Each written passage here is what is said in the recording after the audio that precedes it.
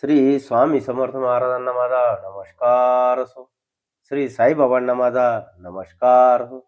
श्री संत गजानन महाराजांना माझा नमस्कार असो. एके दिवशी दासगणू महाराज कीर्तनासाठी शिर्डीस आले होते. त्यांचे कीर्तन म्हणजे श्रवण सुखाचा सोहळाच.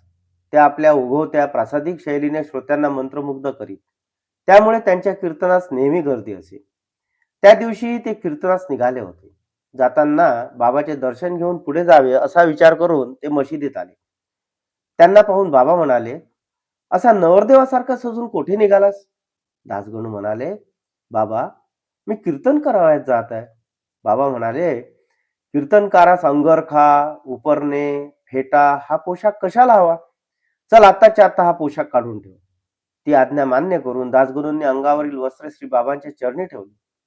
तेव्हापासून ते धोतर नेसून, गळ्यात तुळशीची माळ घालून, हातात चिपळ्या घेऊन कीर्तन करू लागले. दासगणू महाराजांचे उघड्याने कीर्तन करणे लोकांना बरे वाटत नसे.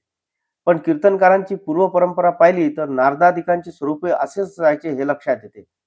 येथे बाह्य पोशाख महत्वाचा नसून आंतरिक बदल महत्वाचा आहे, हेच बाबांना दाखवून द्यायचे होते. श्री बाबांच्या कृपेने दासगणू महाराजांनी अनेक काव्यरचना केल्या. संतांची पद्यरूप आख्याने तयार केली. त्यांनी कीर्तनातून साईबाबांची भक्ती व कीर्ती पसरवली. दासगणू महाराज व साई भक्त चांदोरकर यांच्यामुळे अवघ्या महाराष्ट्राला साईबाबांची महती कळली.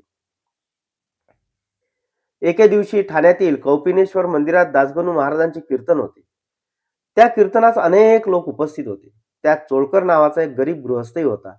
तो ठाण्याच्या सिव्हिल कोर्टात उमेदवार होता.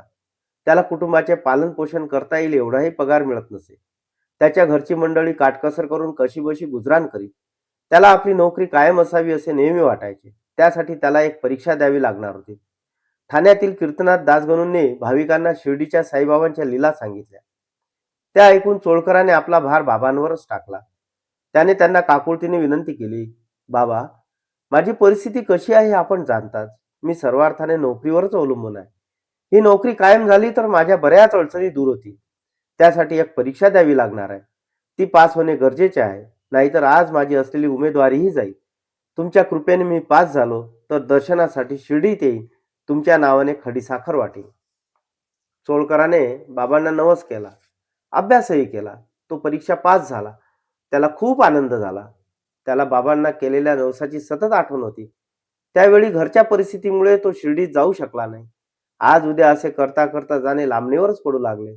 तेव्हा चोळकराने बाबांचा नवस फेडल्याशिवाय आपण साखर खायची नाही असा निश्चय केला.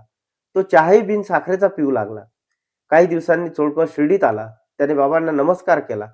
"बाबा, तुमच्या कृपेने माझे सर्व मनोरथ पूर्ण झाले." असे म्हणून त्याने खडीसाखर वाटून आपला नवस फेडला. त्यावेळी चोळकर जोगांकडे मुक्कामास होता. त्याच्याबरोबर जोगही मशिदीत आले होते. दर्शन झाल्यावर ते दोघे जाण्यास निघाले. तेव्हा बाबा म्हणाले, "अहो जोग, घरी गेल्यावर याला भरपूर साखरेचा चहा द्या." ते ऐकून चोळकराला मोठे नवल वाटले. नवस फेडेपर्यंत आपण बिनसाखरेचा चहा पित होतो ही गोष्ट बाबांना माहीत होती.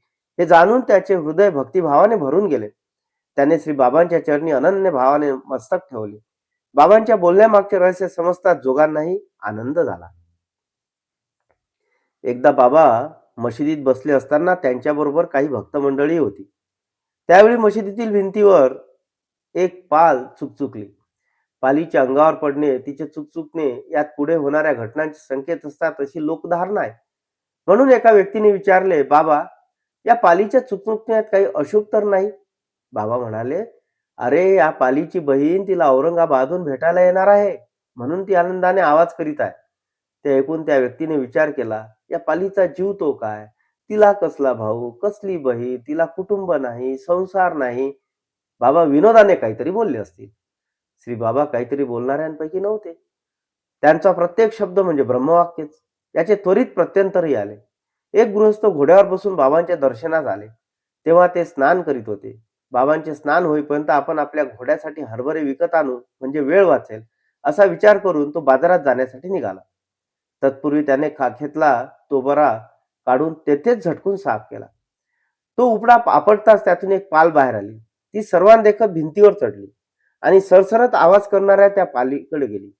एकमेकींना भेटून दोघींना आनंद झाला. त्या बऱ्याच वेळ गिरक्या घेत फिरत होत्या. त्या पालींचे बागडणे पाहून सर्वांनाच नवल वाटले. पालींची एकमेकींची नाती, त्यांच्या आवाजातील भावना बाबांनी कशा ओळखल्या याचेच सर्वांना नवल वाटत होते. श्री साईबाबांना माझा नमस्कार असो.